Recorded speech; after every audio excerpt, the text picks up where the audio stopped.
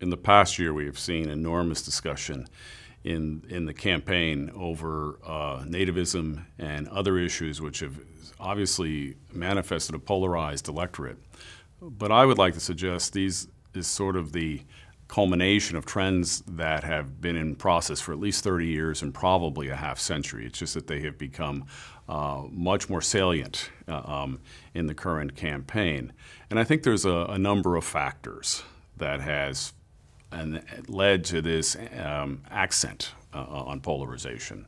The first one I would point to, going back to 1985, is Robert Bella's book, Habits of the Heart, where he tried to argue that the individualism which has always characterized the United States has gone to an extreme level, so that increasingly people were choosing to live in lifestyle enclaves, people like themselves, as opposed to being citizens who were involved in civic engagement with people who were different than themselves.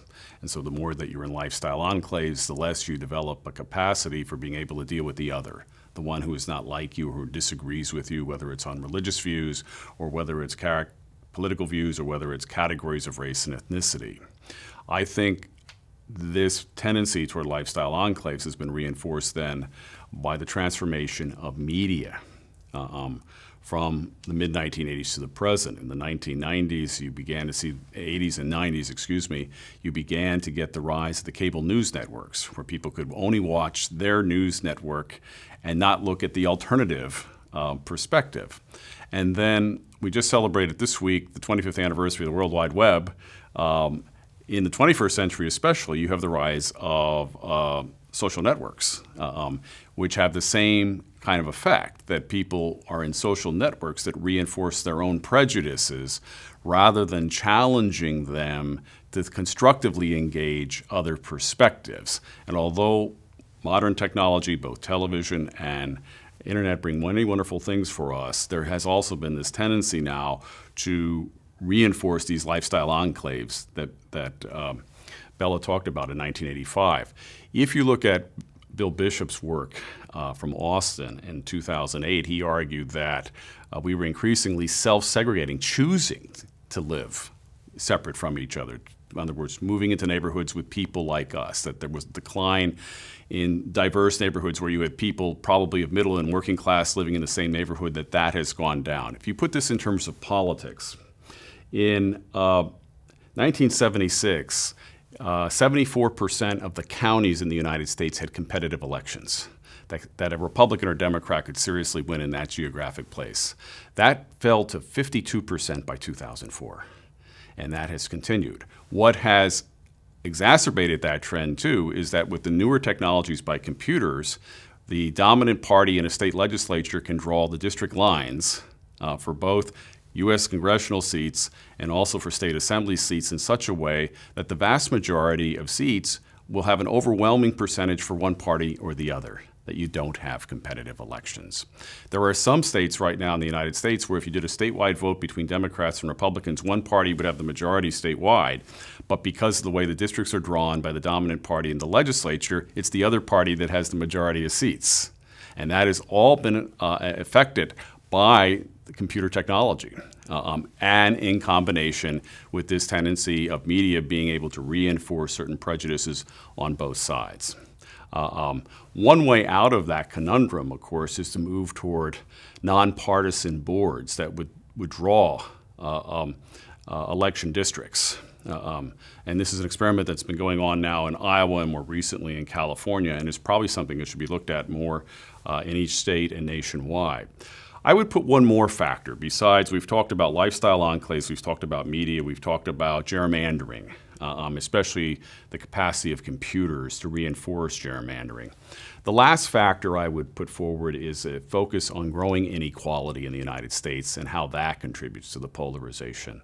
Between 1945 and the mid-1970s, the average median income in the United States doubled. Most people were getting better in terms of their economic livelihood. Since the mid-1970s, that has reversed itself. In 1980, the top 1%, that's the same 1% that was talked about in the Sanders campaign, for instance, had 10% of the income of the United States. By 2007, they had 25% of the income. That same 1% in 2007 had 33% of the wealth. And if you throw out home ownership, which is the principal form of wealth for many Americans, they owned 48%. And so you're going from 10% to the 30s and 40%. There's enormous frustration on the part of a lot of Americans in terms of what they thought was the American dream is disappearing, and that their children are going to have a less lucrative livelihood than they did. And so I think all of this has been contributing to the polarization issue. And just a footnote to that, in 2008, of course, when the economic collapse happened, it was because of very loose speculation by Wall Street financiers in combination with loose regulations of bankings on mortgages.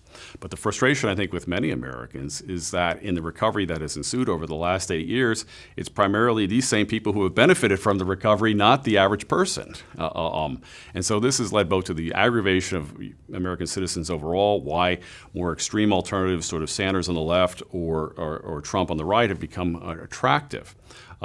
It seems to me we have to return to our perspective of e pluribus unum. This goes back to the issue of unity and diversity. That out of many, one. And we have to look for constructive institutional forms and practices which get us to see the other not as a threat but an opportunity for growth. And so how can we come up with institutional structures and practices like the nonpartisan boards, for instance, for drawing electoral districts, that in a sense take down the figurative walls we create between ourselves and build constructive bridges to enable every group based on race, ethnicity, religion, other categories to be able to bring their gifts into the public realm. And so that we see political community being benefited by the contributions of others, not being a threat. It seems to me this is a way that we can generally reinvigorate the vision of the American dream in the 21st century.